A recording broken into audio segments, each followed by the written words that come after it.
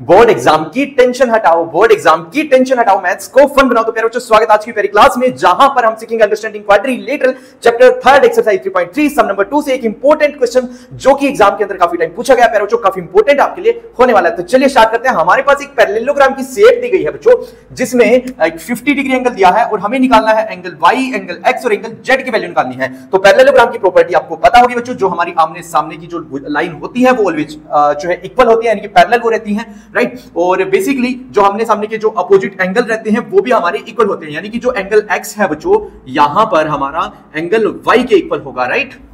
और जो angle 50 degree है वो हमारा एंगल ए के बराबर होगा। ये दिया नहीं गया बट हमने लेट कर लिया बच्चों, राइट। यानी हमारे पास एक एंगल ये पता चल गया, ये पता चल गया और हमें एक्स और वाई और जेड अब फाइंड करना है। यहां से आपको एक बात पता होगी, जो हमारे पास पैरेललोग्राम होता है बच्चों, वो 4 एंगल से मिलकर बनता है और कोई भी जो क्वाड्रिलेटरल की शेप होती है उसके 4 एंगल का सम हमारा होता है 360 डिग्री, राइट। तो यानी कि यदि हम एंगल एक्स को और एंगल एक्स, एंगल वाई को और हमारा एक 50 डिग्री एंगल है और एक हमने जो एंगल ए माना है इसको ऐड करते हैं तो ये 360 डिग्री के इक्वल हो जाता है। और x जो है वो ऑलरेडी हमारा इक्वल है y के, जो हमने बताया था कि अपोजिट एंगल जो होते हैं वो ऑलवेज हमारे इक्वल होते हैं बच्चों। और 50 डिग्री और a भी हमारा 50 डिग्री के इक्वल है, तो यानी 50 डिग्री प्लस 50 डिग्री हम यहाँ पे लिख सकते हैं, जो कि हमारा 360 डिग्री के इक्वल हो जाएगा।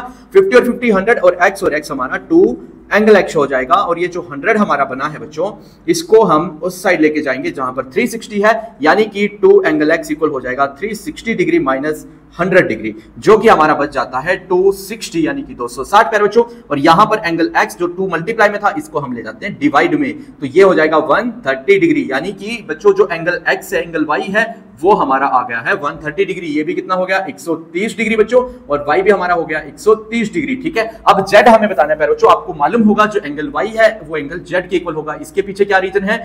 Alternate interior angle. जब भी कोई दो पैरेलल लाइन के बीच में एक ट्रांसवर्सल लाइन होगी प्यारे बच्चों, ये क्या है? ये एक प्रकार की हमारी ट्रांसवर्सल लाइन है। ट्रांसवर्सल लाइन के ऊपर जो अल्टरनेट एंगल होते हैं वो ऑलवेज इक्वल होते हैं, तो यानी कि अल्टरनेट इंटीरियर एंगल बच्चों, राइट।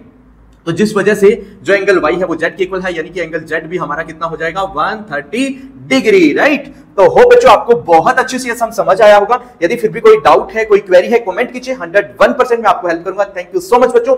चैनल को लाइक, शेयर एंड सब्सक्राइब कर दीजिए। Have a good day.